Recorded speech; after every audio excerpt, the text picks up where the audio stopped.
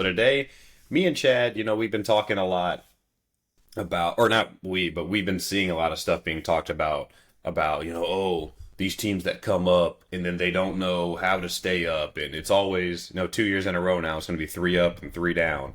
And it's somewhat concerning, but for me, it kind of just for me and many other people, it kind of just shows, the gulf between the leagues and maybe a misunderstanding of how to stay up.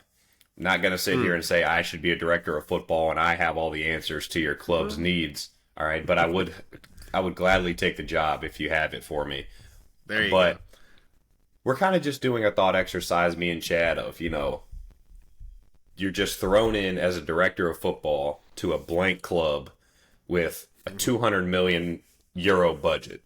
And they're just like, hey, we need you to build an 11 that's going to stay up in the Premier League. Yeah. So this is kind of, if you ever seen the movie Major League, this is kind of what you're doing with them. It's like, you got to find the pitcher from Mexico that that blew out his arm 3 years ago. You got to find the guy from the LA jail that just got out and, hopefully has some stuff. You got to find the vet that has that one more good season in him, that kind of a thing. So we're kind of building these teams with the understanding of, so let me go through the rules real quick. Like I said, 200 million euro budget, only up to 2 free agent signings with their max market value of 20 million per. So we don't want, it's like, oh, well, I'm not saying this person is, but it's like, oh, Kylian Mbappe's contract is up this summer, so we're going to sign him as a free agent. It's like, no, you're not, but okay. So, and then only 2 players over the age of 32 did that kind of as like a, again, similar idea. It's like, oh, Luka Modric, KDB, Ederson's contract is up. Whoever else is, Courtois' contract's up. Yeah. Sergio Ramos. Yeah, we're gonna do all of these guys that are all really, really good players, but they just so happen to be we call that the Como project. Exactly. We don't want to be Como, even though they did stay up. All right. Yeah, I was gonna say credit to them. And then also max 2 players of under 20 years old, because those player values can be a little bit wonky, and sometimes you can get players for too good a value. For sometimes they're like really decent young players that are listed as like 10 million pound or 10 million euro value, but in realistic terms, they would have to be sold for upwards of 30, 40 million, maybe sometimes even 50 to actually get your hands on them. So I mean, hold on, let me do a quick representation of this. All right, my boy. Okay, here actually this is a perfect example of it. My boy, the guy that's going to be the best player at my club here in 3-4 years. All right, Max Dowman. All right, he doesn't even have a market value right now. So in theory, if we weren't playing with any rules, we could just say, "Oh, Max Dowman on a free." Arsenal would not let that happen. You would have to give them at least 50, at the very least 50, 60 million euros in order to get your hands on him. And I would say at the low end. All right.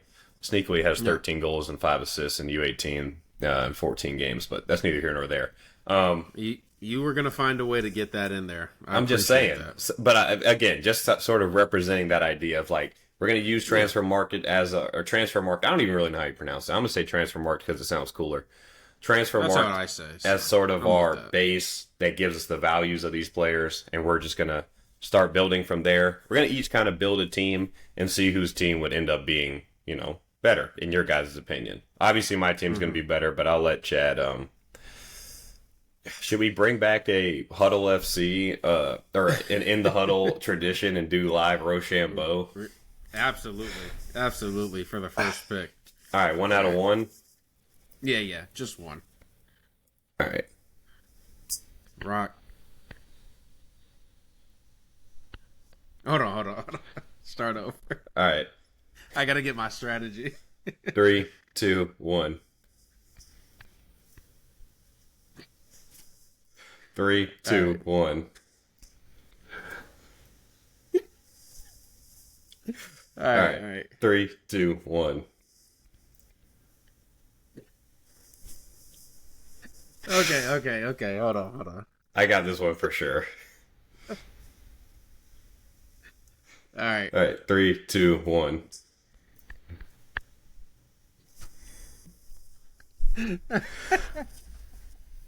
I thought you thought I was gonna throw scissors again, so you Yeah, were but gonna throw. I knew that you knew that I knew that you knew that I was going to throw scissors. So, Oh all right. So, man, are we doing Ethan this like a went up true on the mental. draft, or are we doing it position by position? I'm kind of doing it position by position. I think would be the easiest way because I don't want Fair. us to just like. I say I don't want to I have want my us to big be board and apply a yeah, value to everybody and all that yeah. I was stuff. gonna say because So, I definitely didn't do it that way, and doing it on the fly, I would end up messing up pretty bad. So I say we just start with the keeper and then work our way up. Ethan and I both did the 4-3-3 as the formation with kind of one definite defensive midfielder, and then kind of like with the other two spots, it was like one guy who definitely probably has some defensive traits, and then one guy who provides a little bit of creativity. But I mean, overall, we're looking at a team that's going to be competing in the bottom, half of the Premier League. So like we had to. It's not like we could just go out and be like, all right, kind of like to what you said about young players. All right, who's the best guy in Barca's academy right now? Who's under 10 million? All right, all right, let's go get Hector Fort, who I do actually like as a prospect, but it would be like, oh yeah, let's go get Hector Fort. He could be an attacking fullback for us. It's like, well, are you really going to have that? Playing for the 19th place team in the Prem, probably not. So correct. That's definitely something that I thought of when there were a couple of players where I looked and I was like, oh, I could do that dude. And I was like, he's kind of like a flying winger that doesn't play any defense. And it's like, I don't really know if my team can afford to do that. So. Yeah, no one's saying you got to sign 3 Dwight McNeils to play in your front 3, but just like you got to. But they have stayed up, so I mean, maybe you do. Jack Harrison and Dwight McNeil. I told you they would. I stood tall. I can't wait for that end of the season. Looking back at our predictions from the preseason, but Well, the part that's hard about that is there's no way in hell I'm going to sit there and watch 3.5 hours of you and I talking to then go back and figure out what we said wrong. Because I think Ryder's just going to do it for us and give us the cliff notes. Fair enough. Shout out. Get started on that right now, Johnny. All right. Speaking of getting started, let's start with the keeper. Who do you have as your keeper? So, looking for a goalkeeper, and sort of my general rule is I sort of looked in that 10 to 20 million pound or euro sort of wheel. But this first guy, I mean, I feel like he kind of has to be in this team. I feel like he walks into this team just because of what exactly it is. All right? Okay. Because he's never done it, I think this is going to be, with my club, he's going to be able to do it finally. All right? He's going to be able to survive a relegation scare finally. All right? And that's going to be my boy Aaron Ramsdale. My boy Aaron Ramsdale's finally going to do it for us. He really is. I'm excited for him. Man. So Aaron Ramsdale, obviously playing at Southampton, they're god-awful this year. He wasn't even particularly great. But I've seen him have really, really great moments if he has a decent defense in front of him. I mean, his defenses that played in front of him were just really, really bad at the beginning of the year. Russell Martin sort of trying to play a really good brand of football, trying to play out of the back. And I saw them do it against Arsenal. And the first 5-10 minutes, I was like, these guys aren't going to do this the whole game, are they? And then they tried to. And it was a really sad thing to watch. Aaron Ramsdale concede so many goals and see him in the highlights and stuff. But Aaron Ramsdale, I think, is going to be the linchpin of my team in the back. Really excited to have him at the club. Welcome, Aaron. Yeah, I think I like what you were saying about the experience, and that's actually something. And if we want to kind of go through the traits that we were looking for, depending on the position, that's definitely fine as well. But I think probably one thing both of us wanted to look at is people who have experience either in the top flight or just experience kind of being in a situation similar to what they're going to be in. Is that something you were kind of looking at as well, or 100%? And also, I like his launch percentage on FB Ref, which is basically the amount of times he kicks the living shit out of the ball, and he's in the 86th percentile. Just to give you kind of a representation of it, give me a guess as who do you think has the lowest launch percentage, which means the lowest, just basically long kicks in the world. And they do play in the Premier League. I would say Verbruggen. And my hint to you would be that they always play their style no matter what. They always play their style no matter what. God, I mean, literally that could be 20. Oh, Vicario. Vicario, yep, 9.8%. Even though he actually might be one of the 3 worst goalkeepers with his feet in the entire league, so that's actually pretty funny. Yeah, I don't know. I'm gonna give a shout out to my guy. Julian Laurent. No, that is my guy, but my guy Euro Expert, who was like is good with the analysis, but I just think got this one straight up wrong.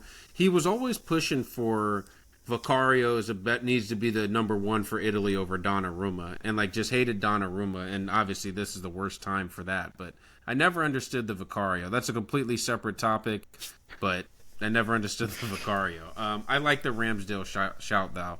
I'm going to go... I kind of look for a lot of the same traits you did, right? Good shot stopper.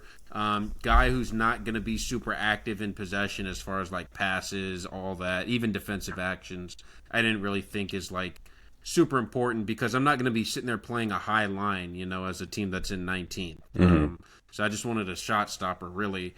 And that got me to Finn Dauman, 27-year-old keeper from Augsburg. As you can see... You'll probably see. I'll be interested to see the bias this, actually. Between the two. Well, I was going to say, I guarantee you my team is probably going to have a little bit more European flavor to it than yours. You're probably going to have more of the Brexit type team, I would assume. I think you'll be impressed with me a little bit later down the line, but yes, definitely looking for that. But yeah, Dauman is one of those guys. I didn't even know about him really until we started doing this exercise. Watch Augsburg from time to time, sure, but guy who's 99th percentile in post-shot XG, 99th percentile in goals against and save percentage. Like, just a legitimate, really, really good shot stopper. Doesn't really use his feet at all. Doesn't complete a lot of passes. The one thing that would worry me about him is he doesn't come for crosses a lot either, which I think is probably something you would have to have as a relegation fighting keeper, right? Because you're just going to face a lot of possession, so therefore teams are going to cross it eventually. But yeah, Finn Dauman, really good cornerstone. Welcome to the club, lad. Yeah, and Aaron Ramsdale was listed as 16 million. So if you're kind of doing the math at home, I still got still got 184 to work with over here at Ethan FC. I'm keeping. I got the tab right here with the running tallies of both our teams. Dauman, by the way, 6 million euros. So I got good value with my first pick. Oh man, it seems like you're plotting for some big moves further up the pitch. Hey man, you never know. Let's go. Speaking of further up the pitch, let's go to that back line. Starting with your right back. Where we at? Right back. So I have sort of 2 options. One of them is actually half the price of the other one. And so I guess since we're only taking one, I can kind of tell you the 2 players that I'm choosing between. I'm looking at Davide Calabria from Bologna, actually, and he's just like a really well-rounded player. High passes attempted, high passes completed, a lot of them progressive. He actually 96th percentile for progressive passes for fullbacks. So sort of what is it called? Like a homeless man's Trent in that kind of way. 92nd percentile shot creating action. So kind of like you were saying, maybe someone that would be more suited to someone a little bit higher up in the league. So that's why I'm kind of hesitant on him, even though he's half of the price of someone like a Jordan Teze, who also provides a lot of more of that attacking flair, like more than, your average right back, but also 94th percentile in tackles, 99th percentile in blocks. So he also is a big take-on guy. He takes on a lot of players and receives a lot of progressive passes. And so I guess I'm going to just kind of ride with him just because he provides more of that defensive versatility, and his ability to also get forward might be able to have us create a little bit more attack. Sort of like and actually that's his number 1 comparison here on FB Ref is Ryan Aït-Nouri, kind of a guy that can come back and defend a decent amount, but also will fly up the pitch and create some stuff every once in a while. So give me Jordan Teze for 15 million. I like that. That's good value too. He was always, even in his PSV days, like he was a guy who I was like kind of interested in. There was a lot of rumors about like Juve trying to swoop in for him like 2 summers ago and last summer, and like Italian clubs really liking him. So if you can get him kind of for that 15 million, I think that's a great deal actually. My right back, it's funny. I was with you as far as like you definitely don't want two flying wing backs, as your outside guys. I think if you have one that can go forward but is also competent defensively, Right. that'd be like the ideal. And that's where I went with my right back. I just went and got Kenny Tete on a free from Fulham. I actually think he's like a very serviceable, like good starting Premier League right back. Not anything too crazy, but is a guy who can both defend in one-on-ones and is also actually decent in the air. So we talked about how you're going to need a good aerial presence if you're defending a lot of crosses. I think Kenny Tete can bring that, and he can also progress a little bit, kind of up that right side. Right. I like that. Yeah. I like that. Yep. Been some good picks so far for 4 in, but I like the teams. Yeah. So this next guy at my left back, this is a guy that actually I've been watching / keeping an eye on for years and years and years now. Actually, this is like one of my original FIFA guys I was a fan of because of FIFA. This is a guy that you're probably going to be a little bit more familiar with than I'm going to be familiar with as far as his actual playing career. But I was looking at his profile, and I like the ability that he's able to receive progressive passes while also committing a lot of tackles and interceptions. A little bit undersized, all right, but I think, you're not going to have all 6-footers in the back like, some of these teams a little bit further up the table. That's sort of weirdly like the standard now for bigger clubs is to have like a big ass back line, but we're going to be able to get away with it. My team's going to find a way to play around it. And for 18 million, actually, a little bit overpriced in my opinion, but we're still excited to have him. Jose Gaia from Valencia. Ooh. Actually, okay. He how old is he? Exactly. I thought he must have been like 1 million, but he's actually 29. Well, because he was always teetering as like, all right, he's almost Spain's left back. Yeah, he was like, he's Spain's left back. Okay, you're not hearing from him for 6 months. Yep. And then, like, for whatever reason, Cucurella, who I actually saw people saying best left back in the league, shouts for, it like just for whatever reason kind of took that spot, and then Grimaldo kind of became a better player as like the backup. So like now there's just no room for Gaia. But yeah, he was a guy who, I mean, we talk about experience. Like, he definitely brings a lot of experience. I mean, we just talked about it. I feel like he's been around for 20 years. So yeah, he it was between him and the other guy that I kind of found as far as value versus individual player quality was Luke Shaw. But it's like I don't really want to. I'm kind of done with him as far as being a consistent player.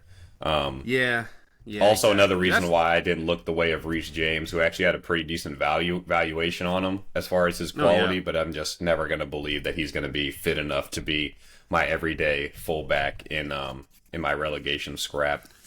Yeah, exactly. I completely agree. Moving on, I'll go ahead and do my left back real quick. I'm going Brexit on you. Sticking in the Prem. I've gone with 2 Prem guys to start off. Or actually, this guy's not even in the Prem technically, coming from the Championship. And that is Callum Doyle, 21-year-old left back. He's going to be playing as my left back. He's kind of split time for Norwich as both a left back and a left center back for them. That's kind of what I like as far as, I talked about having one really super defensive fullback, almost turning it into that back three when we're quote unquote in possession, for those 15 minutes of your game. Yeah. No, a season. Yeah. Shout out to Ethan Dale for that, by the way. Remember when he wanted to have a Bethel formation when we were in possession? Literally, I think he was in a text when he was like, "Hey, so in possession, I want to play." I was like, "Let me stop you right there. I'm not going to read the rest of this." Yeah, Bethel. For all the success we've had, there was never an in possession for Bethel. No, Callum Doyle. I remember him coming through at City, not like coming through and really breaking through, but just being like a City player, kind of that. No, again, one of those next guys. He's still owned by them, still owned by City. He's on loan at Norwich, but that's another thing. Like, is he going to be the most competent passer or progressive player? Probably not. But you obviously know from his time in the City Academy, he's going to be able to complete passes. He's not going to completely shit all over himself when the ball comes to him. And he has a lot of really good defensive qualities, as well as bringing the physical presence. Like, I think the physicality in the championship is, like, really good. We've seen a lot of players actually kind of make that jump as, like, get some experience in the championship with the physical demands, get to the Premier League, and you don't look out of place from, like, a physicality standpoint. And I think for a relegation type team, that's like half of the battle right there. Right. So, Callum Doyle, welcome to the club. Callum Doyle, yep. Also a good physical profile on him. About 6'1", a little bit skinny, Yep. but that's probably more of his age more than anything else. 21 years old isn't like a baby, but it's still pretty young. You're not going to be fully developed at that age. So Yep. I like that. I like that pickup. And also I like, bringing in people from other leagues sort of to sort of diversify our portfolio a little bit. Yeah, exactly. So this Gotta next have it guy diversified. that I have at center back, Yeah.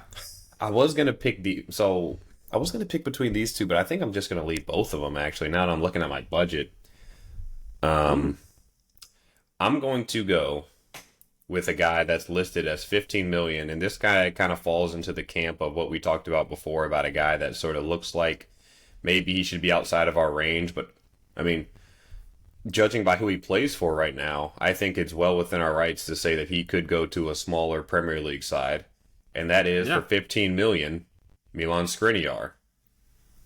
Oh, yeah. I thought about him, honestly. I thought about him. The only thing that worried me is would he have that Koulibaly type of welcome to the Premier League, where it's like, hey, you've been considered a badass every other league you've been in, but then you actually play against some physical number 9s and you're overwhelmed and you're old. But, Fair, but the only reason that I would I think it'd be a little bit different is, one, we're going to be much more compact than any of those Chelsea sides. And two, 100%. we don't need him to be a Champions League level center back. We need him to be a bottom half level center back. Just heads the shit out of the ball. Maybe completes a couple passes, and is big on set pieces. And he's big as shit already, so it's not going to be one of those things where it's like, oh well, I can't think of his name. I always lose his name. Martinez, Lissandro thing where it's like, hey, we need you to win these set pieces against fucking Chris Wood, and you're 5'9". I don't know if I can do that, coach. Yeah, that is a good point. He's definitely not going to be overwhelmed physically by anybody. That is 100% true. So that's center back number 1 for me is Milan Skriniar. Who's your CB one? Okay. Why don't you just go ahead actually and just do your center back pairing? All right. So this is a guy that actually I ended up. I'd heard his name. I've never really watched him play before. And his age profile, along with the amount that he's played and his actual just profile, like really, really intrigued me, and it actually made me sort of perk up a little bit. Just maybe not for Arsenal, but just like I kind of want to see him get a good move. Since I've done some studying on him, and that is Pavlovic from Milan, the center back, Serbian, 23 years old. He's about to turn 24.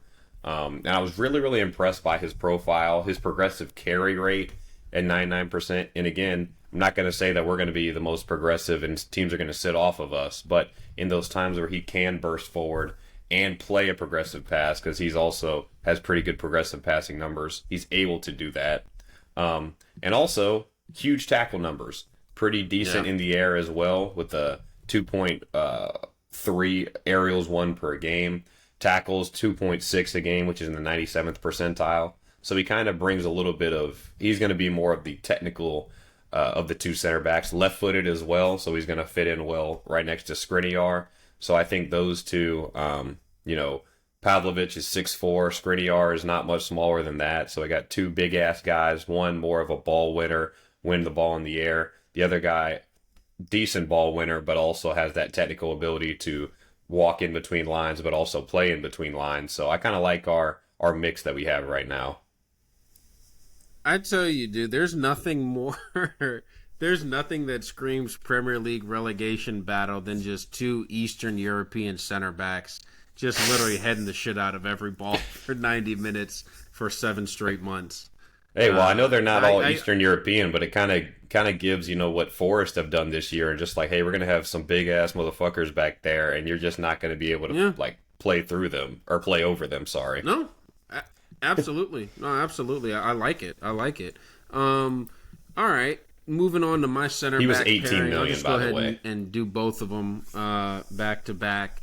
We've got had to represent the United States a little bit in here. So we're getting Cameron Carter-Vickers out of Celtic. We're getting him for $14 million. It's funny. He's been a guy who's been, somewhat rumored to be like coming to the Prem for like, I don't know, better part of the last handful of years.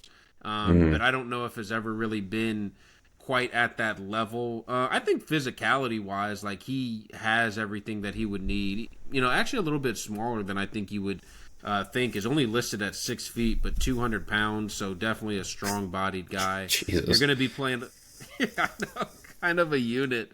You're going to be playing outside, a lower... playing outside backer. Yeah. No, well, he's playing center back for me, but yeah. No, I mean outside backer, like in the NFL. I don't mean outside back. I mean outside backer. Oh, shit. This dude's getting down in a three-point stance. I say he lines up in a 3-point stance on third down. I'll tell you that much. Oh, my God. But, yeah, that's fine. Because, honestly, like, sometimes you just need... Like, how many times have we seen... And granted, we know the relegation or the promoted teams haven't had much success recently, as we talked about, but... How many times is it just, I just need that center back in there that just will run through everybody and doesn't give a shit? Like, I mean, hadn't Tarkovsky, like, made an entire career off of that? So could Cameron Carter-Vickers at 27 years old be a budget Tarkovsky type? I don't know. I think that'd be entirely possible. And then the other center back I'm going with is going to be Morato from Nottingham Forest. We're picking him up for $15 million. I thought he was actually a pretty good prospect coming out of Benfica. A couple years ago. Didn't think he was obviously the prospect of an Antonio Silva or anything like that, but I think he has real pace, left-footed, and kind of has a little bit of that, like, it's funny because we talk about, like, we're not going to sit here and have a team that's like 50, 60% possession or anything like that, obviously. Right. But you want someone who's, like, competent, like someone who can actually pass the ball. In those, so that way you can make the most of the chances that you would have, per se. And that's what I think Morato brings, that, and then he'll just, like, tackle the living shit out of people. Like, that's just all he does. Tackle, clearance numbers through the roof. Exactly what you kind of need. So I got 2 budget Tarkovskys for a combined $29 million. Love that. Not the biggest fan of Cameron Carter-Vickers as a guy that's watched a lot of men's national team over the years, but... I mean, if you really just need him to be 17th, I'm sure he can get the job done for you there. I'm not asking for anything more. I'm not asking him, as U.S. MNT fans are, I'm not asking him to lead me to the World Cup, to a World Cup win, or anything like that. That's what Pops told me. But just for shits and giggles, I guess, the other 2 center backs I was looking at was Andreas Christensen, who actually has played just about no minutes this year. Contract expiring next summer, and he was listed as $15 million. And it's like, he's played in the league before. I just don't like his height is fine. I don't like his like physical profile as far as in the air, how strong he is. And then also had Mario Hermoso here for $10 million. I took a look at him versus Morato, kind of for that left-sided center back. Yeah, and it was kind of like, I like it. I don't really like his height. I know he's a very, very good athlete, but especially as he starts to cross over that 30-year-old threshold, I'm not going to want to really rely on his athleticism for like this sort of ending part of his career when we're trying to stay up and he's trying to decide, am I athletic enough to play in here or not? So yeah, you don't want to have him going through that transition of realizing he's not as good of an athlete while he's also playing in a more athletic league. So that was a good call. So, who are your sort of other 2 options? I know you said you took a look at Hermoso, but who else was sort of on your radar a little bit? For the center back, I also looked at Mohamed Salisu as that left-sided center back. I actually thought he was actually fine when he was with Southampton the last couple of years. Like, again, nowhere near like, an upwardly mobile team isn't sitting there saying, all right, what do we got to do this summer? Sign Mohamed Salisu. But I thought he was actually good for Southampton, has moved to Monaco, has become really good for them on a team that's second, in France right now. And then another French center back, actually, that I was looking at was Christopher Wu from Rennes. This dude is like a physical demon, honestly. 23 years old, so like right at the physical, probably peak of his career. But I just didn't know if he had enough, like... Ultimately, I ended up going with Carter Vickers because I think weirdly Carter Vickers has more. Well, he definitely knows the league because he played in England for a good while, although he never actually broke through in the Prem. But I just would be nervous about Wu kind of adapting to that difference between the Premier League versus Ligue 1, and then being like, "Hey, we need you to do it on the fly because you're starting 38 times for us." Right. Something like that. God, United's getting their fucking ass kicked. Who are they playing? Actually, you know who they're playing against, and you know who's starting at the 6 for Ethan FC is Chris Norgard. Yes. Chris Norgard. That was literally the alternative for the guy who I have for mine. So I love that. Yeah, so it's 4-1 right now, by the way. Are you serious? Yeah, and they Jeez. actually, and I'm not gonna sit here and say like I'm the most knowledgeable person in the history of football, but I tend to know most people. United started a guy that I literally never heard of before. Obi Martin, right? No, I've heard of him because he's an Arsenal Academy legend, but the guy named like Fredrickson or something like that at center back. I don't even know who he is. Tyler. Sure. Tyler Fredrickson. Sure. No, I've just listened to Tomlinson blow smoke up him a couple of times this year. So yeah, well, he's 20 and he has never gotten any real minutes for the first team. So I mean, but hey, man, that's my Asensio rule. If you're breaking through at 21, then how good can you be? So Chris Norgard, the reason why I like him is not the greatest passer of all time. I'll freely admit that. Pass completion, passes attempted, progressive passes, all sort of in the gray, sort of that middle area for midfielders. Progressive carries and take-ons, basically non-existent. Things that you would typically look for as a midfielder, all right? But what I do like about him is that defensive monster, all right? Tackles, interceptions, blocks, clearances, aerials, all of those things in the green. So all those things that he's going to have to do for us as a relegation-threatened side, he's going to be in there doing it. Also, strangely good goal scorer for his position. 5 goals in the league this year. His non-penalty goals actually 86th percentile for all midfielders. All right, not even just, specifically DMs, but for all midfielders. So he sort of is able to do it, in our box, in their box, and that breaks things up in between. And to get all of that for just $12 million, I think is a very, very, very good value for my team. Yeah, no, I like that. I think he's just a good player. Like, I mean, a little bit older now. I think he's 30 or something. He's probably over 30. I think he just turned 30. No, he's 30. Just turned 31. That's what it is. Okay, yeah. So, and I mean, look, it's not like we have to be like, all right, the second someone turns 30, they're done. Done. Yeah. But yeah, no, I like Norgard. I don't mind that one at all.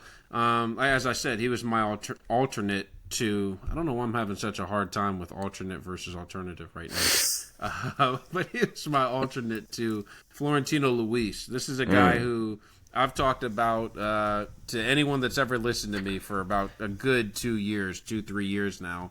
And it's funny. I'm kind of starting to see some, or maybe I'm seeing some strategy where I think you probably went a little bit more expensive on the back line, and then in your midfield, at least, it's starting to look like, and again, we've only done the one, but maybe not as expensive in the midfield. Me, I definitely wanted to spend some money in my midfield, so I got some more expensive midfielders. Luis is listed at $22 million. Guy is just like the definition of a relegation DM, like just insane tackle and interception numbers. Not really interested. I mean, No offense to him, but not really interested in passing the ball a whole ton. But is just a guy who's going to screen in front of the back four, is mobile. Like, that's another thing. I don't want the DM who just can only get the ball when it's right in front of him. Like, that guy is great, but I want a guy who can actually go sideline to sideline, and that's what Luis brings. Does actually, I underrated him a bit. Does actually have an 87% pass completion percentage, but I think that's just Benfica playing in the Liga NOS. So, I don't know. Nothing super impressive as far as, progressive passes or anything like that. So, not going to bring you much, but is going to do the job that he's brought in for, which is just breaking up shit in front of the back four. And he's $22 million, so I'm not mad at it. Yeah, I like that. I like that a lot. He's a guy that I've sort of dabbled in again as an Arsenal fan. When we were really looking for that big DM, even like 3-4 years ago, he was a guy that was a really young player then. It was a guy that looked like maybe he could take that next step to a bigger team. Never really got that big move, but no. But I don't like. I don't want to do a full side note on Florentino Luis, but like, I actually wouldn't mind him like for Arsenal, like even now, like if you're saying between like. Well, Tom Partey just signed a extension, but it looks like Jorginho's leaving the summer, so we could do with another DM. Yeah, I just feel like you guys are kind of light in midfield right now, and it's to me, I just feel like you guys are a little light. If Lewis Skelly is going to continue to play at left back, which I think only Arteta would know the answer to that one. So, yeah, well, I don't really want to get into Arteta because people are going to call me an idiot for still like really, really, really, really, really enjoying what he's been doing even this season with he's in phase 8 with no trophies, right? Phase 8 with no trophies except for the trophy that he won, which doesn't count because it was with someone else's players, but these are all slots players. Just know that. So somehow all those things work together at the same time. Yeah. What's your problem? My second midfielder. Yeah. There's like two ways I can go with this. Two A's. God. Because there's like two guys that I want to get in my team. I don't think I can have both of them. So I'm going to go with like a hard worker as my next guy and then kind of bring in my next guy as creative, more type. Yeah, and I'm going to have in my midfield. Yeah, give me your hard worker. Another guy that's actually playing right now. He actually just came on. This guy kind of does a little bit of both, actually. He kind of puts up those interceptions and block numbers, but also is a decent progressive dribbler and progressive passer. Actually has a really good amount of shot creating actions. He's not really thought of in that way, which kind of shows that a lot of this stuff is done pretty sneakily with alongside his work rate. And that would be Matthias Jensen, 16 million from Brentford, having sort of reuniting Norgard and Jensen in that midfield. Just cherry picking guys off Brentford. Shit. Yeah, those two. I mean, because I think they have like a really weird squad where it's like, I think it works because they're together and because of their manager. I don't really, and like you're again, I'm not saying the players individually. Hey, I don't love, and again, like say, well, if you don't love them, then why are you picking them up? Well, I'm picking them up in a relegation context, not in a I want them to come to like Arsenal or whatever context. Yeah. So huge difference. So I don't really think that these players are going to be world beaters on their own. But I think, putting them in that system, which we're going to have at Ethan FC, we're going to have a really, really good relegation type of system. And that's why I have all the Garnacho stock in the world, because of that goal he just scored. So I just really, really want some two hardworking guys. Christian Norgard obviously is just a defender. Matthias Jensen kind of getting into both boxes in the run of play. Norgard's pretty good in the other box on set pieces. So I'm going to ride with those two, and then my last guy I'm going to have to make a decision on. Well, no decision is a decision, as we both know. So that's what your pitching career told me. Jeez, throwing 4 innings of no decision ball. No, I was getting the win. You can ask Mr. Percy. I was getting the win in a lot of those games. I was going deep into the fifth, no doubt about it. Well, yeah, we know you're throwing two pitches in that bat because it was just fastball down the middle to contact. Hey, man, I was getting the outs and I wasn't giving up the runs. I don't know what to tell you. What's his name? Greg Maddux made an entire career out of that, so I think I'll be okay. Mm-hmm. Second baseball talk from us today, by the way. We're on a heater. My next midfielder that I'm going with to pair with Luis, kind of almost in like a double. It's going to be a 4-3-3, but let's be honest. We know we're going to be having to defend our asses off. So more like a 4-2-3-1 type of look. Yeah, exactly. With the 10 really playing as an 8, basically. And really quickly, Matthias Jensen also has a long throw on him, which is going to help us in the in the relegation scrap category. I saw a whole video that said the whole reason why Brentford have been successful is because they've scored like 5 goals off long throw-ins. So are we. A couple of years. Throw it into Pavlovich and Skriniar. That reminds me of when Stephen A. said that the Warriors were going to win the finals because they were a better free throw shooting team. Or because they were a good free throw shooting team. It was like, okay, right answer, however, like the reasoning, you should have just said the Warriors are going to win the title and leave it at that. Did you see the numbers last night in that Game 7? It was like both teams shot like 65% from the line or something insane like that. Denver was 13-19 at one point before Christian Brown went to the line and knocked down 2. Yeah. To kind of officially put it out of reach when the Clippers were making that weird run, as you kind of talked about earlier. Yeah. But my second midfielder, so my basically other number 6 that's going to be playing for me, although he has a little bit of a goal on him possibly, is Johnny Cardoza from Real Betis. Yeah. Now, this is a guy who I've personally watched against us multiple times, and I've actually watched like a bit of him not individually, but just like not even against Madrid, because I actually think Betis are, dare I say, halfway entertaining to watch. And then, of course, they've got, the Ballon d'Or winner. They've got the Ballon d'Or winner on their team, and Anthony. So, of course.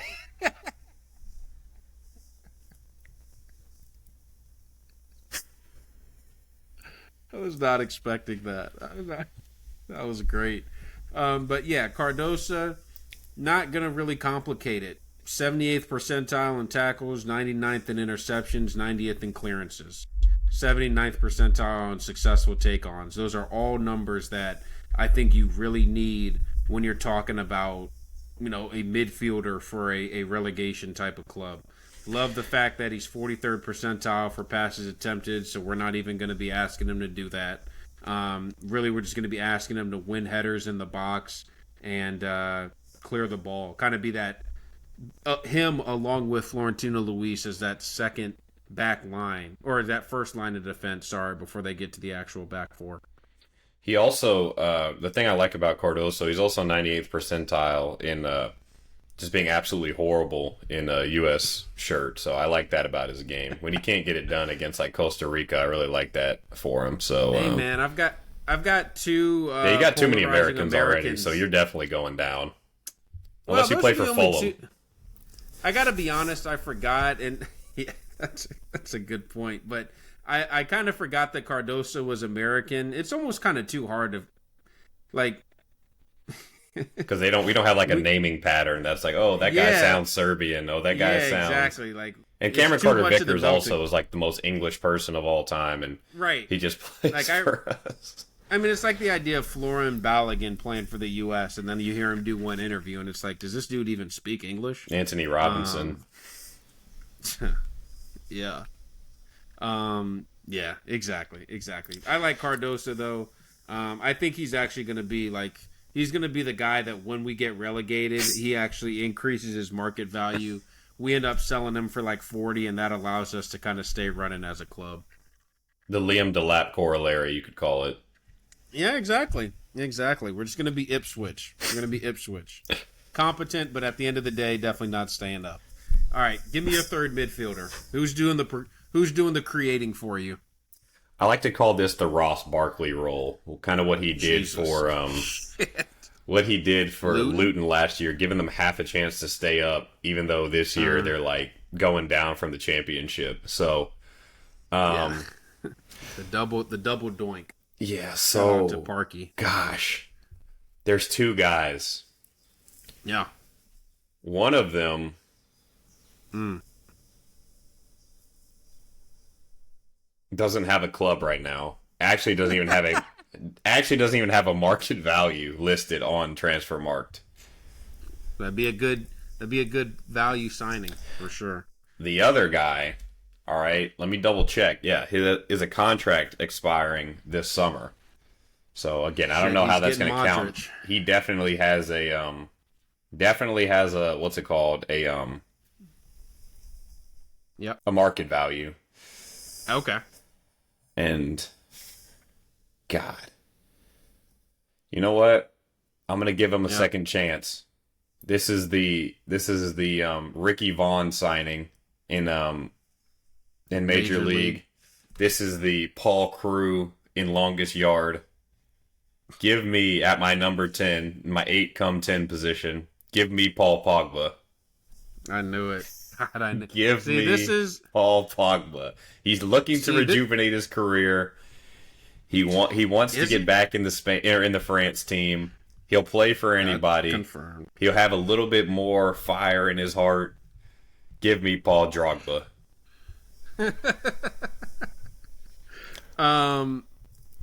The only thing and he's doped up, so I like him for that too. The only thing that makes that not good is now we can't have like the people who are watching the video decide whose team is better because it's just automatically going to be yours. Like, oh, he's got Pogba. Like, bro, he'd win him the Premier League. Like, forget relegation. He's going to keep him up by himself even when he plays 15 games. Yeah, I was going to say he's going to start the first 4, then have a hamstring injury that takes him out till Christmas. And still get a Chelsea move out of it. One thing that you said that was interesting, though, that I do want to comment on, when you said Pogba said he'll play for anybody, Julien Laurent, a guy who I'm referencing a little bit too much in this episode, he's like me using American players in my team. He said that Pogba wants to play for a Champions League team, and I'm just like, which is fine. Wow. He's just not going to. Like, it's fine. It's a cool thing to say, I guess, but I just can't imagine like being him and like you literally got released from Juve even after they knew that your ban was getting reduced to like 15 months. They're like, all right, yeah. Meanwhile, this is while Juve had like 2 other players who were suspended for a year that they were fine with keeping them, but were like, Pogba, that's just too much. Yeah, so, exactly. That was hilarious. So you're saying that's the rejuvenation, that's the fire that's going to keep him going? Yeah, it's just kind of like, and someone like a Pogba too, I think has such self-belief that he's going to be like, kind of what Eriksen did at Brentford, where he's kind of just like, you know what, I'm just going to go here for 6 months, kill it, and then I'll get a move out. Might be able to even get back in the France team in time for maybe not the World Cup, but maybe like the Euro, or maybe I have a really good season getting the World Cup team. Or maybe I can have a last hurrah at like the 2028 European Championships and, you know, have my career go out on a high note, not petering out because of this doping ban. Fair enough. No, fair enough. The other person I was kind of thinking about, and again, I don't know how realistic. I mean, this one was like somehow even less realistic than the Pogba one. I was like, well, KDB is listed as 27 million on Transfermarkt, so. What do you... Real quickly, what do you actually think is going to, like, happen with him? If you had to, like... I mean, I'm not asking you to say exactly, but, like, do you think it's MLS? Do you think it's Saudi? Or do you think he actually, like, tries to stay in, like, a top European club? I think it's going to be kind of what I was just talking about, where it's kind of... He's going to be, like... Gosh, actually, I don't know. I think it's more MLS or Saudi, but I think... I couldn't see Saudi. I got to be honest. I couldn't either. I think it's going to be MLS. Because he sort of has like that. I mean, I don't even want to say this disparagingly because it's going to be more offensive than it is, but kind of like that clout chaser type of mindset and be like, huh, I just want to live in New York City. Yeah, I just want to live in America. I love New York. I think actually the article I read about him this morning when I was kind of doing my research was like, yeah, he has a house in Miami.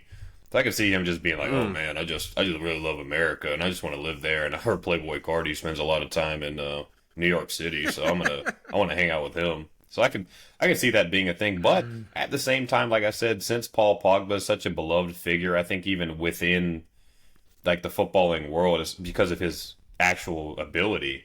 I think he could have like a good year in a club or in a league like MLS, and then a team like Move to someone, yeah, maybe like an underachieving Premier League team right now. If I'm looking at the table, maybe like a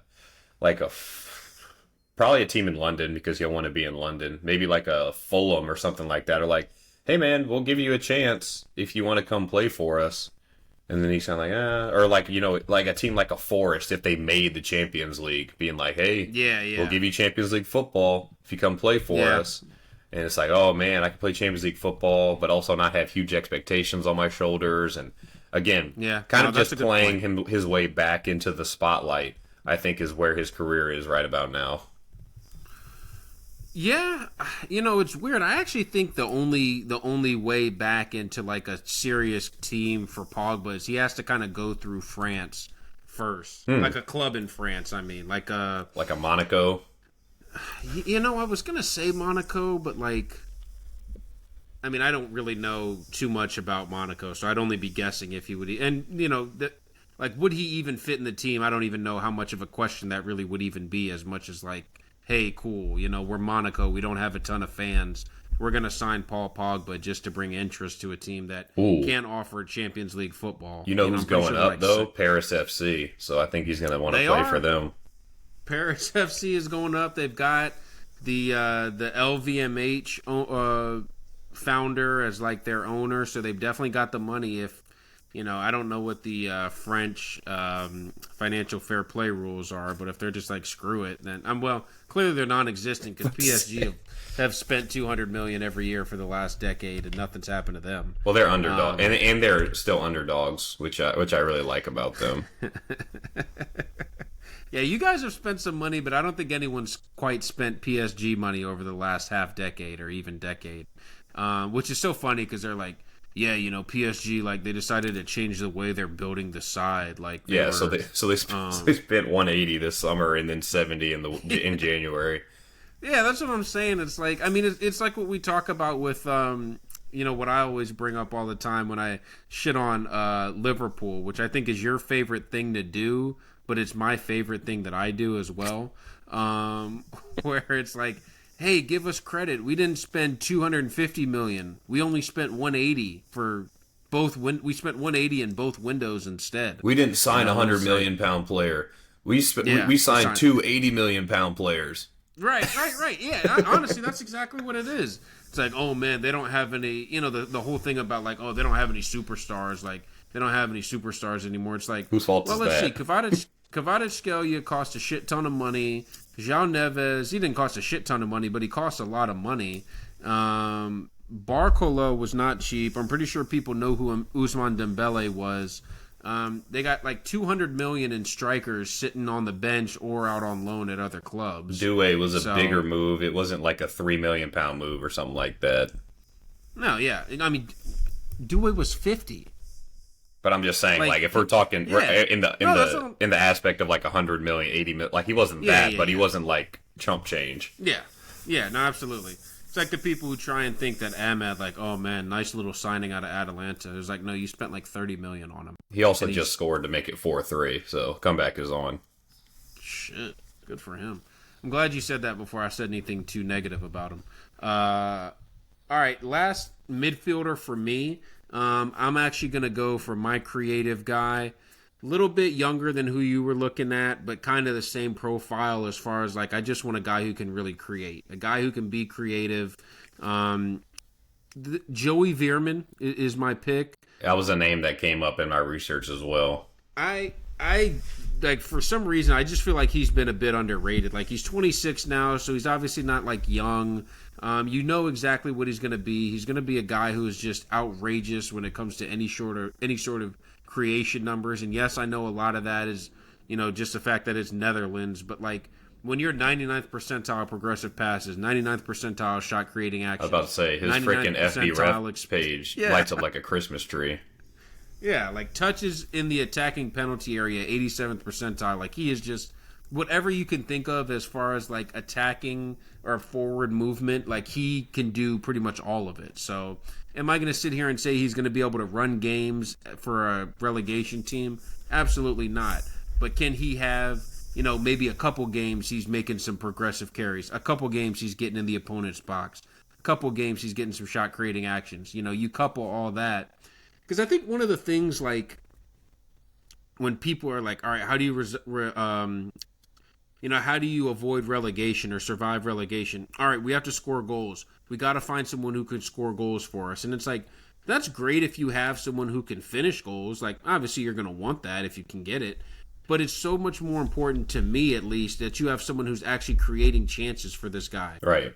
Creating chances for whoever your number 9 is. And I know for a fact Veerman is going to create chances. I can't promise you it's going to be 10 chances a game, but he's going to create some chances. I mean, shit, 6.56 shot creating actions per 90 right now. That's honestly unreal. Yep. So even if you just cut that in half, that's still like 3.5 a game. So I think he could do a number. Yeah, and that's actually a really good insight, because I really enjoy when people are like, oh, well, they don't have a goal scorer. They don't have a goal scorer. It's like, yeah, well, I mean, goal scorers don't just score goal. Like, I can't describe it. Like, Erling Haaland didn't just score, like that first season at City. He didn't just score 60. Mm-hmm. He had like 150 chances this year, and he scored 60 of them, which is still amazing. But it's like, you don't just, like, strikers don't just score goals. None of them. Yeah. No, it was that thing that we did when we were kind of talking about Arsenal. Like, people were giving Arsenal shit about needing a number 9, and we did that. Went through like a bunch of major number 9 signings over the past couple years, and like it didn't really affect the team goal totals in hardly any of the seasons. I think City scored more goals the year before they signed Haaland than the year after. Yeah, exactly. But because they won the treble in that first year, then all of a sudden you have to hold your hands up and be like, oh yeah, it was definitely a better whatever this year. So on a side note, I do. This is just funny. It's coming up, but I think it's bullshit that people were like, oh man, this is like the best City team ever. This is the best City team. The year they won the treble. Like, no one was saying that at all the entire season. And then all of a sudden they won a treble. And then it was just like, all right, so I guess they're just automatically awesome. Yeah, the Centurion team, I think, was probably better. But, I mean... Yeah. They also kind of hit like a perfect peak at a perfect time. It's like Juve wasn't in good. The run for those titles. Bayern wasn't good. Barca wasn't back to being good again. Real Madrid were good, but I mean, they did do well against Madrid. PSG was doing whatever the hell they were doing. Like, all the biggest clubs, even Liverpool at that time weren't firing on all cylinders. So it's just that was the year they finished. I think Liverpool finished like 5th that year. Yeah, which. They can do. I hope they finish. Yeah. That's where I had them projected this season. I'll hold my hands up. They can do that. It takes a brave man to admit that. It can't get any worse, can it? It can. Mick McCarthy. All right, let's get on to our front lines. I'm going to try to fly through this a little bit more because, honestly, a lot of these guys, it kind of speaks for themselves. And I do have kind of a big signing at the end, hopefully, that I'll have. It looks like I have money for. Let me just hold on before we get to the front three. Let me just go ahead and give the totals, just because I've been tallying them up. Ethan has spent 110 million, so you've still got 90 to play with in your front three. And me, I have spent. Man, this is funny. I've spent 120 million also, exactly. I've spent 120, so I've spent a little bit more than you. I've got 80 to play with in my front line. You've got 90. Go ahead. Let me know where you're going first. You know what? You can just, if you want, we can honestly just kind of run through the whole front three, each of us. Just because you said you're going to run through it a little bit quicker. So, yeah, we can just give the full front three, and then we'll just kind of review the teams. Perfect. So my left side... Both of my wingers are going to be really hard workers. Both of these guys have really good defensive numbers, but have also put up some pretty decent attacking output as well. First one is a left-sided player by the name of Robin Hack from Borussia Mönchengladbach. Only 10 million market value, but if we look at some of his numbers, Ariel's won 75th percentile, which again for a winger isn't huge, but if he's going to be defending a lot, it's going to be a big, like a good weapon for us. 89th percentile in clearances and 85th percentile in blocks. So he's able to obviously do his defensive work while also putting up 4 goals and 7 assists this year in the Bundesliga. Now, it's not a ton of true creation, like chances created and passes in the penalty area and things like that. But to me, that actually is more impressive because it kind of shows that he's able to do a little bit more with less, which is what he's going to have for us as well. He's not going to be able to fly up and down that wing and have the ball at his feet in the box 15 times a game. He's not going to be able to really do that. So him being able to create a lot with not a lot of the ball, I think is going to be very, very valuable for my team. And at only 10 million, I think that's going to be, that's going to be more than enough for that type of position. Right wing, all right, I think is going to be a pretty interesting one because it's going to kind of show how we're going to be playing. All right, Robin Hack is going to be kind of more the creator. And then this guy, along with our striker, is going to be the goal scorer. And that's going to be Iñaki Williams. You know you're going to get 38 games out of him. That's what I mean. Super reliable, super huge engine. He's able to, again, he's sort of like Robin Hack. Aerials, clearances, blocks are all sort of in those higher green sort of territories. He's also able to find really good spaces and receive 10 progressive passes a game, which is 81st percentile. And he's also similar to Robin Hack in the way he does more with less. 6 goals and 8 assists this year in the league.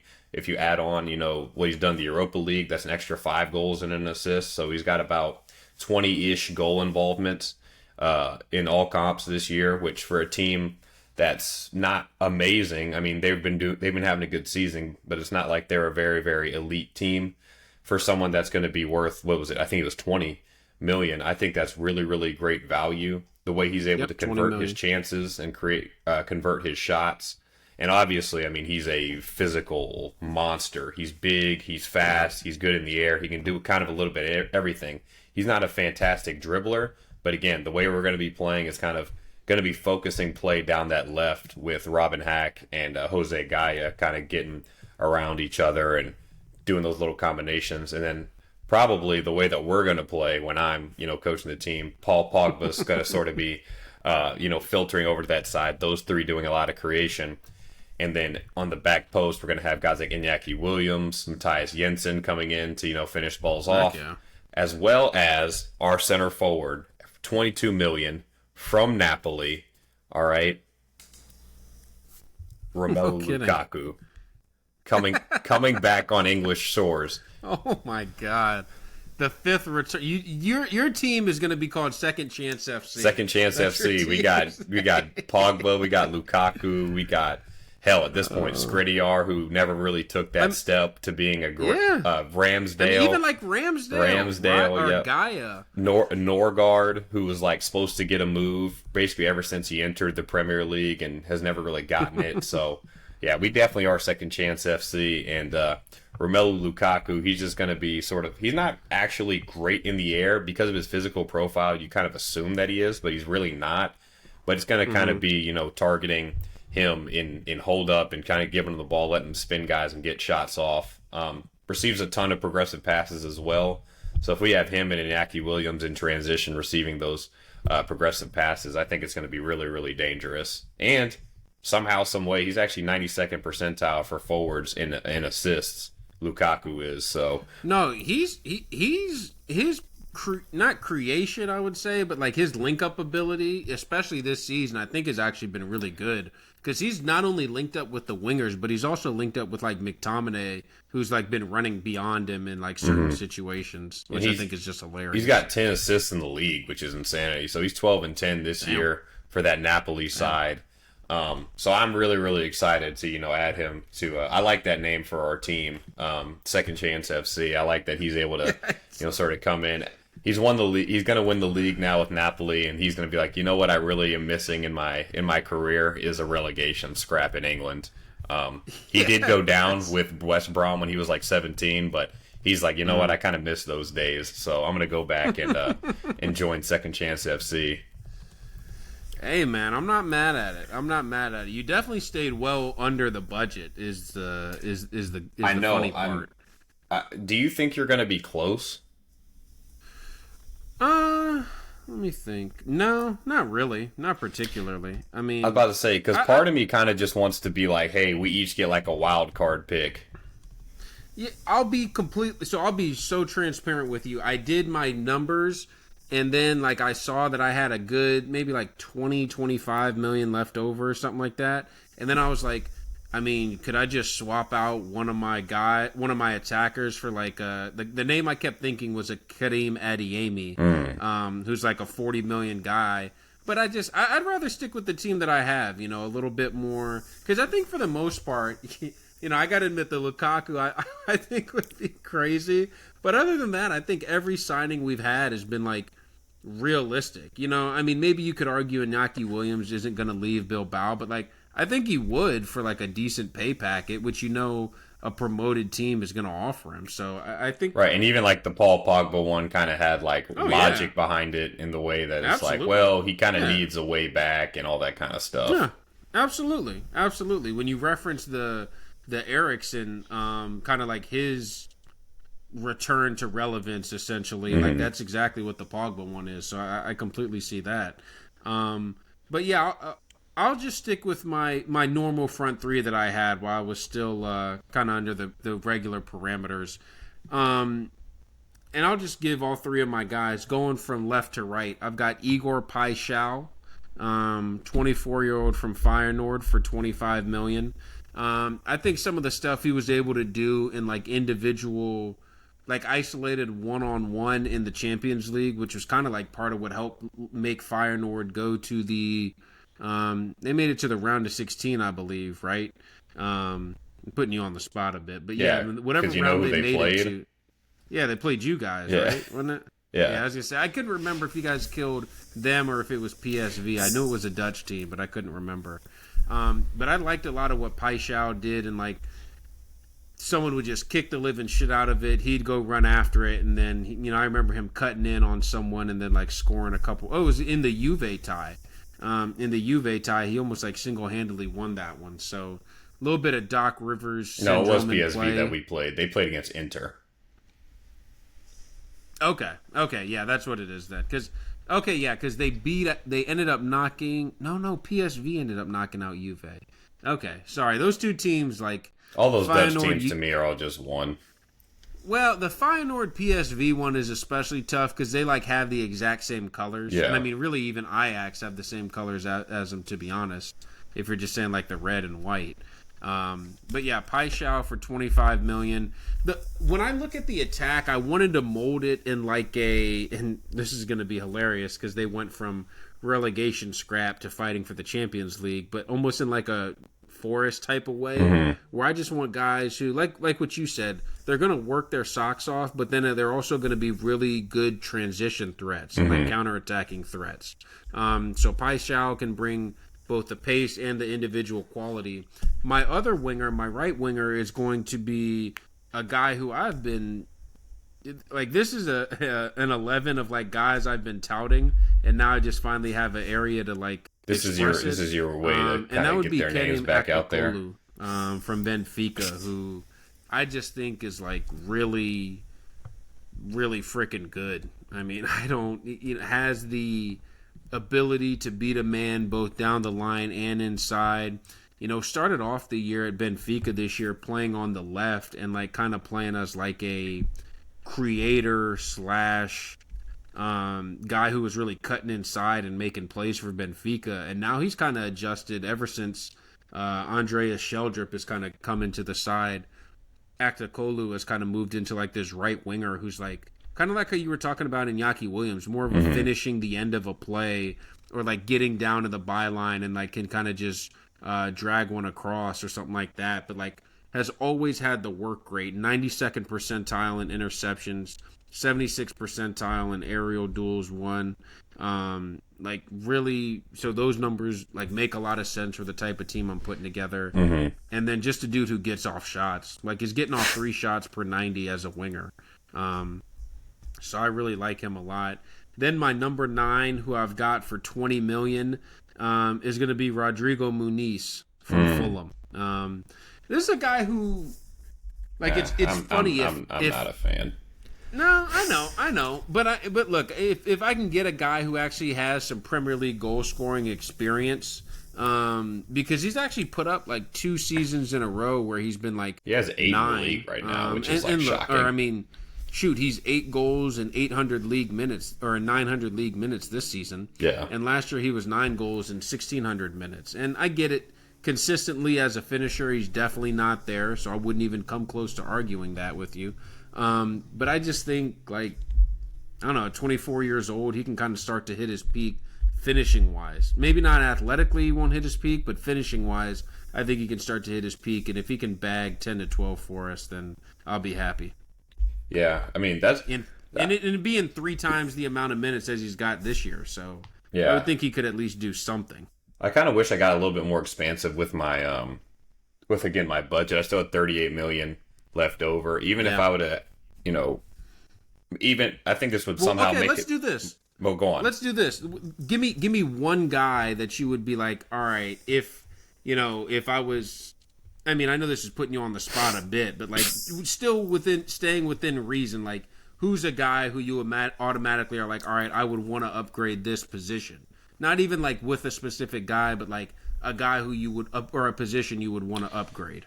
I mean, I would love to upgrade. Really, probably that left winger spot from Robin Hack. I mean, I still dig the logic of like that he's a hard worker, kind of able to create something with not a lot. I really like that logic. But even if you were to give me a guy like, I think this guy's been playing more on the right, but even like a Willie Nanto, who I've been a huge fan of ever since I watched him with Leeds years ago in the Prem. The last time they were in the Prem. Correct. Yeah. I mean, I think that his creation, and he's not as active defensively as a guy like a Robin Hack, but I think if he were able to play with Iñaki Williams, who works really, really hard, and then we already have Norgard and Jensen in there breaking up a ton of stuff. Absolutely. I think that we have room in our team for Willie Nanto, which is exclusively what I call him. So a guy that is actually able to get a lot of touches in the attacking penalty area, receive a lot of progressive passes, and just like literally quick as shit. And again, he's going to be more of our creator guy rather than our true goal scorer, even though he has goals in his game. So I kind of like him as sort of our wild card attacker. That's just kind of when in doubt in transition, we can just kind of give him the ball and just see if he's going to make something happen. Kind of be that X factor when we're playing against those other relegation level teams, and he might be the X factor in us, winning or getting 3 points rather than 1 or 1 point rather than 0. Yeah, no, that I like that. I've been a fan of Nanto as well for, like you said, kind of going back to when he first kind of broke through at Leeds. Then it was like all of a sudden this dude's like supposed to be the savior for the Italian national team, and it was like, dude, he's like 20. Dude, he debuted, and I swear he was 17. He might have been 18, but I remember he like played in a game, and I was like looking at the lineup. I was like, who the hell is Wilfried Janacht? I was like, who in the hell is this dude? I mean, even now, like he's still only 21. Yeah. Like the fact that he's only 21 is kind of crazy. So would you want to put? Do you want me to kind of swap that Robin Hack? Screw it. Let's put Willie Nanto in. I need some. Oh yeah. I'm getting my Greek kid on. Do you have his market value off the top or anything? I just had it up. I think it was 20. I want to say it was 18.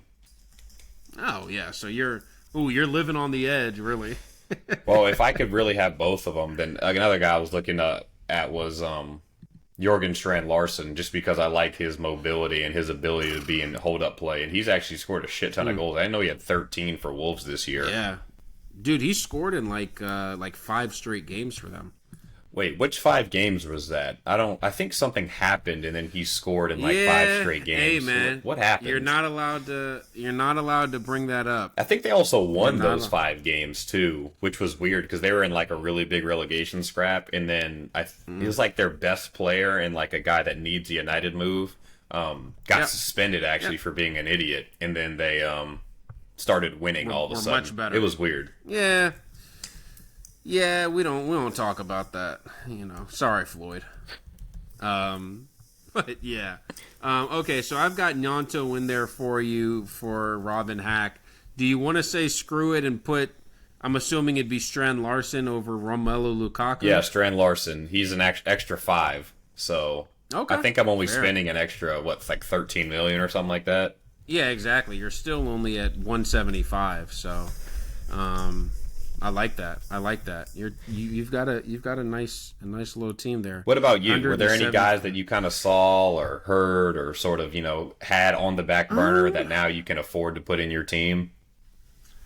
Sneakily, I'm already at 187 million. So I've spent. I've actually spent a decent bit. My midfield, I spent 70 million on my midfield, dude. So like. That was I was putting a lot of my eggs into that basket. So when you have a free midfielder like I did, then that kind of helps out for a little bit. But that's what I was kind of saying about the difference between you and I. Like, you spent between the keeper and the defense, you spent 82 million there. Mm-hmm. I only spent 50 in that area. So like that's got, and then I spent 70. I spent 137 between the midfield and the attack, and you spent what'd that be? Less than that. Well, if I spent, you spent 83. About 80, you spent 83 about the same as just those. the defense, basically. Yeah. So, just a contrasting styles. Be honest with you. Okay, and then we'll do this last one. We'll do this last thing, and then we'll kind of wrap it up. If you could take one person from my team, and then I could take one person from yours, who would you take from mine? All right, read your lineup out. All right. I got Finn Dowman, keeper, 6 million. Kenny Tete, right back, free. Carter Vickers, center back, 14 million. Morato, center back, 15 million. Doyle, left back, 15 million. Florentino Luis, DM, 22 million. Cardosa, center mid, 20 million. Veerman, center mid, 28 million. Paixão, left wing, 25 million. Muniz, striker, 20 million. And Aktakolu, right winger, 22 million. I feel like I'd probably take Florentino Luis of all those guys. Okay. Have a little bit more progression while also having a really good ball winner. Chris Norgard really just a ball winner and a runner. Yeah. So I guess I'd have to say him. What about my team? You want Paul Pogba or? I'm telling you, I think Teze was an amazing choice. I really like Teze, especially for the specific type of teams that we're trying to build. I think Teze is would be a really good choice. So yeah. Yep. Yeah. I was proud of my team. I really was. I mean, doing all this and still having some money to play with, I guess, in January.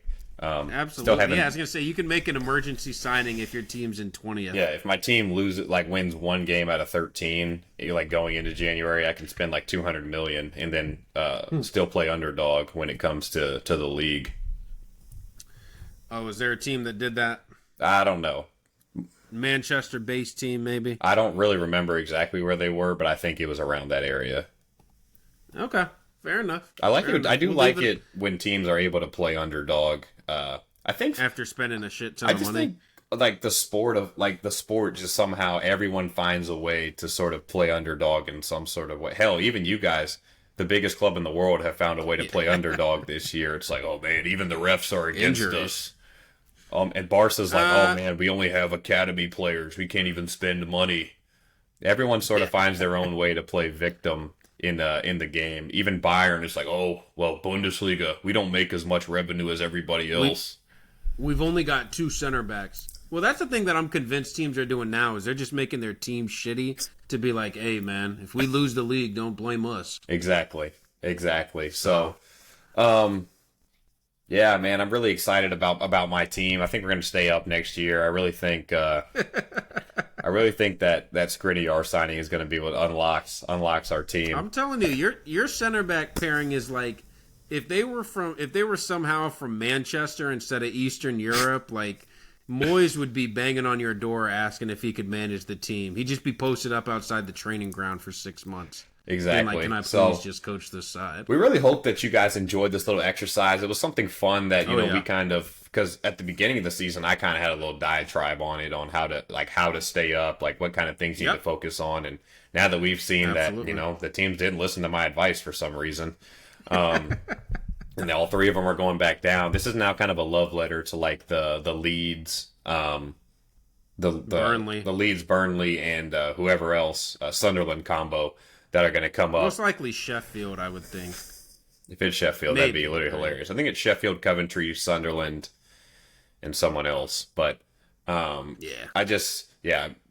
seeing these teams constantly come up and then put up literally no fight and then go back down. I mean, Luton did a decent job last year of taking. I think they officially got relegated on the final day, but I think like mathematically, It was like pretty known. yeah, it was pretty second to known. last or something I think like it was like match day 36. It was like, okay, yeah, they're pretty much down. that. Yeah. So they at least put up that long of a fight. I mean, shit, in like January, we knew that all three of these teams were already down. I mean, Southampton, we were having conversations of were they going to be the worst team in the history of the league. So, I mean, I think that kind of shows it right there. Yeah. But again, hope you guys really enjoyed it. Trying to come up with some more creative stuff near the end of the season, not just trying to be like, oh, let's react to every Champions League game and let's talk about who won each league and things like that. So if you have any ideas, please put them in the comments down below. Also subscribe, all that kind of good stuff so you can keep up to date. And yeah, we'll see you guys next week for episode 34. See you guys later.